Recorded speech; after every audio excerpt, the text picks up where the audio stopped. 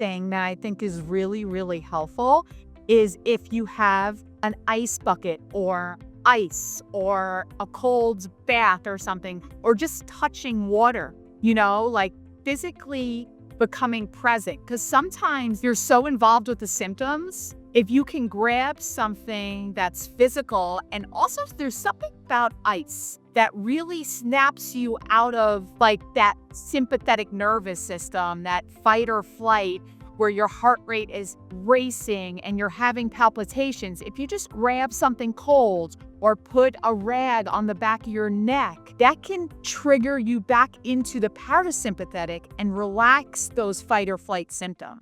Welcome back to another episode of Blissful Beings. We are your hosts, Dr. Mel and myself, Janine. And today we're going to bring you part 2 of anxiety. This subject just leaves so much to talk about, and it's one of the most common things that people deal with on a maybe daily basis. And Melissa has had firsthand experience of some patients asking to hear more. So here we are, Dr. Mel. Yeah. So the first episode is great. It kind of leads you up to, like, in the case that you have a panic attack, what you can do to avoid them or prepare and learn the signs and symptoms. In this episode, we want to address the actual attack. So, like, if you're in the moment, a patient of mine, Nicole, she experiences panic attacks on the regular, and she came to me expressing that what happens when the actual attack is happening? What should I do in that actual moment? So, Janine and I are going to focus on that, tips and tricks for when the panic attack is in full effect, what you can do right then and there. Yeah, for sure. And I do want to lead this off with some things that are good for grounding and getting yourself prepared. Just being outside, being able to put your feet on the ground barefoot, staying away from caffeine and alcohol. Those are all things that kind of, proactively you can really go into, say you have anxiety going into public spaces, really just prepare yourself, because we truly are what we consume and what we eat and what we think about. So getting ready for those type of situations and being proactive and staying away from the caffeine and the alcohol, and being able to ground yourself. But yes, if you want to dive in, Mel, to a situation that if someone's in a crowded room or in a situation that they need to bring themselves back. Thing that I think is really, really helpful is if you have um, an ice bucket or ice or a cold bath or something, or just touching water, like physically becoming present. Because sometimes the symptoms are you're so involved with the symptoms. If you can grab something that's physical, and also there's something about ice that really snaps you out of like that sympathetic nervous system, that fight or flight, where your heart rate is racing and you're having palpitations. If you just grab something cold or put a rag on the back of your neck, that can trigger you back into the parasympathetic and relax those fight or flight symptoms. So, Yes, and I know we spoke about this in part 1, but I do wanna bring us full circle and back, but just because of this point is so important, but focusing not on yourself. And I'm gonna say this one more time. Focusing on someone else in the room, focus on what they might be thinking, what they might be feeling. Maybe they're feeling anxiety too, but get yourself out of your own head and know that you are not your thoughts, and that maybe you're in this consuming state of like, what are people thinking of me? And I'm having so much anxiety. No one else is thinking that. And if people are thinking that, let them, and release this control.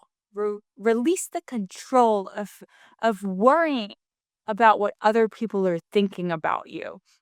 And then if you're putting your attention on someone else, it's almost like maybe that person's having anxiety, you know? So it's a game you could play with yourself to get out of your own thoughts and not let yourself be consumed in this suffering because truly you are okay.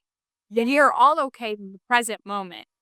Yes, and I think that brings me into my second strategy is if you're feeling these symptoms, knowing like what are you telling yourself in your head when you're having those symptoms? You're probably saying, "Oh my god, like this is I'm going to die," or this is like that's not going to happen. Like you've had these symptoms before and they've passed. So recognize that, welcome the symptoms. Say, "Oh, okay, I know who you are." Like almost like play a little game in your head like, "I'm not gonna let this beat me. Like, I'm strong, I'm confident. Come on, bring it on. Give me all you got." You know? I know this is not gonna bring me down. You know, that self-confidence that you're gonna get through it. You're safe. You're okay. Sit in a chair, find a safe environment, go in a quiet room and just say, "Hey, come on, now bring it on. I'm okay. I got this," you know? Yeah, when I am doing yin yoga, I actually practice this on, a daily basis, say.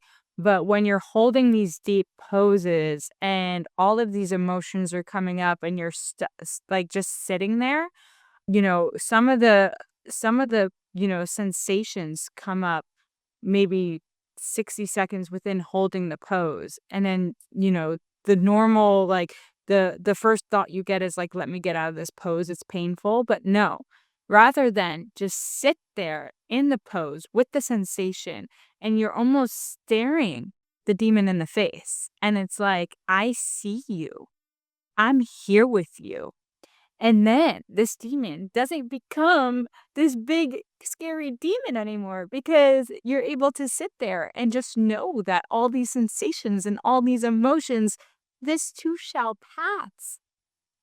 Exactly, exactly. You couldn't have said it better. So, like, not making the symptoms so fearful and realizing you have control over them, that they're not controlling you.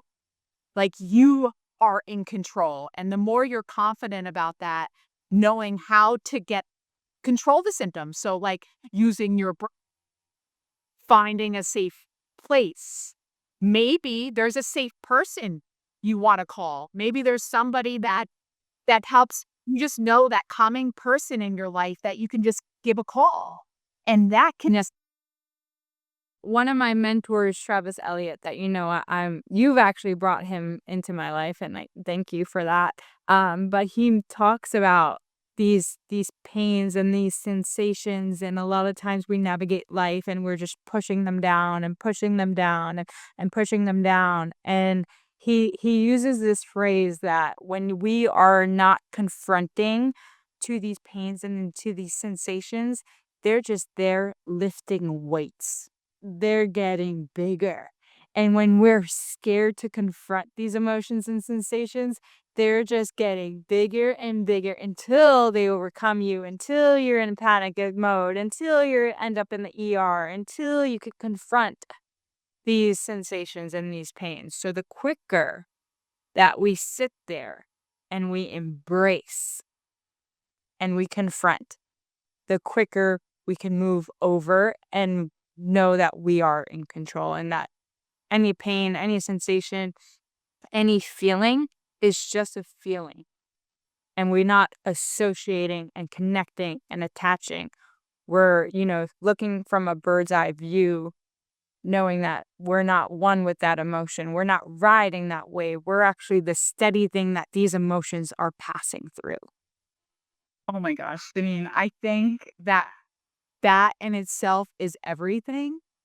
I hope this really helps everyone get a better grasp of what we met in the first video and how it actually ties to an actual attack as well.